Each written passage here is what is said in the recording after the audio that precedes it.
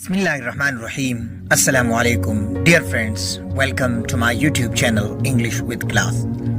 उम्मीद है आप सब खैरियत से होंगे।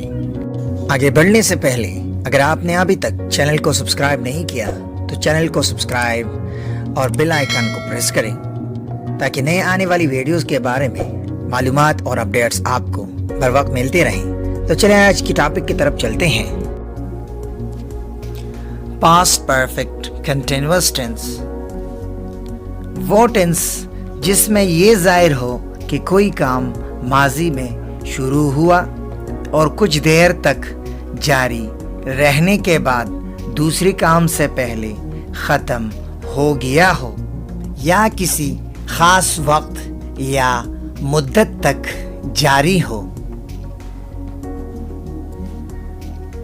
उर्दू फ़िक्रों की पहचान पास्ट कंटिन्यूअस टेंस की तरह होगा, यानी आखिर में रहा था, रही थी और रहे थे के साथ से का इजाफा हुआ होगा।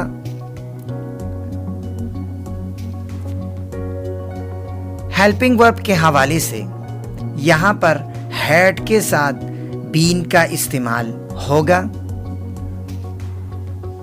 वर्ब के हवाले से यहाँ पर प्रेजेंट पार्टिसिपल यानी फोर्थ फॉर्म ऑफ वर्ब या फर्स्ट फॉर्म के साथ हम आईएनजी लगाते हैं।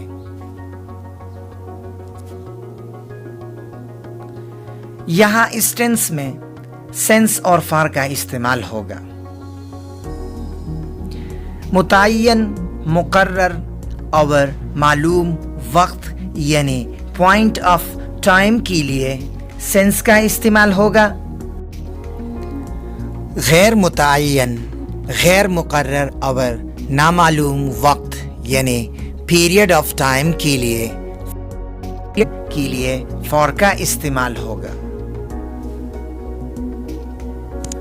इसके बाद अगला topic past perfect continuous tense की सेंटेंस स्ट्रक्चर की तरफ चलते हैं। तो इनमें सबसे पहला पॉजिटिव सेंटेंस का स्ट्रक्चर है। ये एक पॉजिटिव सेंटेंस का स्ट्रक्चर है। इस टेंस के हवाले से ये इस टेंस का पॉजिटिव सेंटेंस स्ट्रक्चर है कि सबसे पहले सब्जेक्ट, फिर इसके बाद हेल्पिंग वर्ब, तो यहाँ पर हेल्पिंग वर्ब हैड बीन है, फिर इसके बाद वर्ब और वर्ब यहाँ पर फर्स्ट फॉर्म और इसके साथ आईएनजी यानी present participle form of verb इस्तेमाल होता है, फिर इसके बाद ऑब्जेक्ट, फिर इसके बाद सेंस और फॉर का इस्तेमाल और फिर इसके बाद हम टाइम या ड्यूरेशन लिखते हैं। और इसी तरह ये दूसरा सेंटेंस स्ट्रक्चर, इसमें ऑब्जेक्ट नहीं है तो फिर ऑब्जेक्ट के बाद हम सेंस, फॉर, फिर टाइम और ड्यूरेशन लगा के फुल स्टॉप लगाते हैं। जैसा कि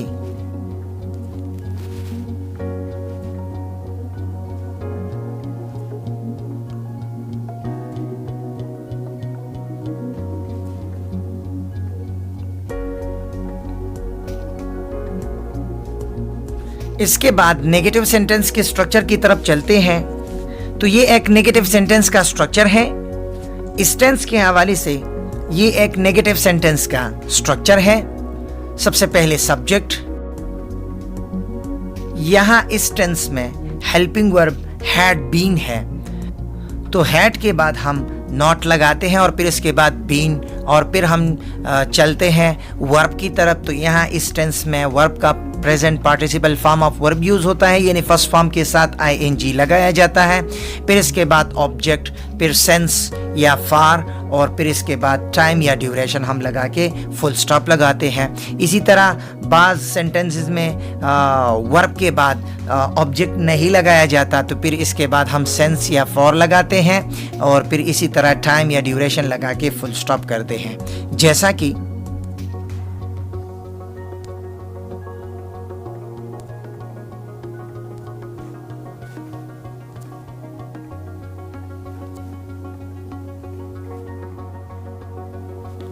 इसके बाद इंटरोगेटिव सेंटेंस की स्ट्रक्चर की तरफ चलते हैं। तो ये एक इंटरोगेटिव सेंटेंस का स्ट्रक्चर है। इस टेंस के हवाले से ये एक इंटरोगेटिव सेंटेंस का स्ट्रक्चर है। सबसे पहले हेल्पिंग वर्ब, तो इस टेंस में हेल्पिंग वर्ब चूँकि हैड बीन का इस्तेमाल होता है तो यहाँ पर हम हैड को पहले लगाएंगे, फिर इसके बाद हम सब्जेक्ट को लगाते हैं, फिर इसके बाद हम बीन को लगाएंगे, फिर इसके बाद हम वर्ब की तरफ चलते हैं। तो यहाँ पर present participle form of verb का इस्तेमाल होता है, यानी वर्ब की पहली हालत के साथ ing लगाया जाता है, और फिर इसके बाद ऑब्जेक्ट, फिर सेंस या फार, और फिर इसके बाद टाइम या ड्यूरेशन, और फिर आखिर में क्वेश्चन मार्क लगाते हैं। बाद सेंटेंसेस में हम वर्ब के बाद ऑब्जेक्ट नहीं लगाया जाता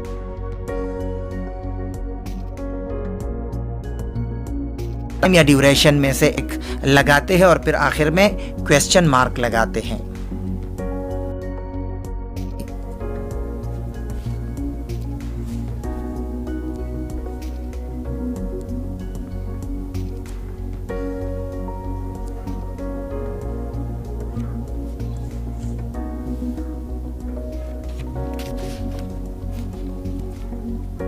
इसके बाद अगला टॉपिक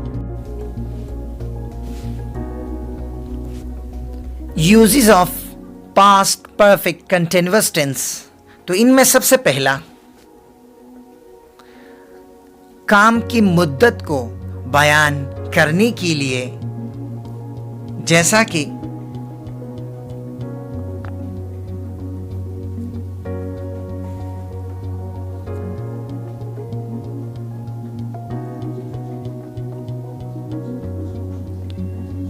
इसके बाद दूसरा पॉइंट, माजी का कोई काम जिसमें किसी और काम के जरिए मुदाखिलत हुआ हो, जैसा कि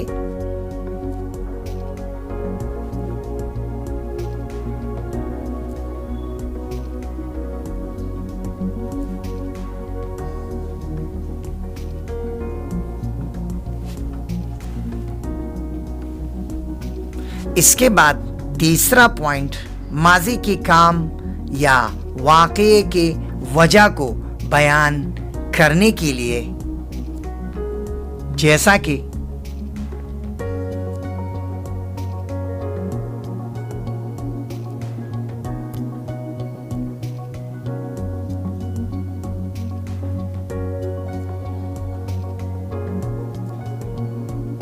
इसके बाद चौथा पॉइंट, किसी अमल की मुद्दत पर जोर देने के लिए, जैसा कि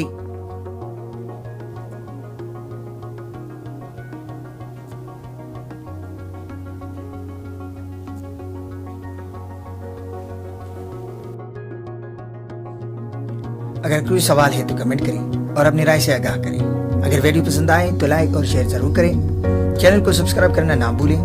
मज़ीद वीडियोस के लिए मेरे साथ रहिए। शुक्रिया।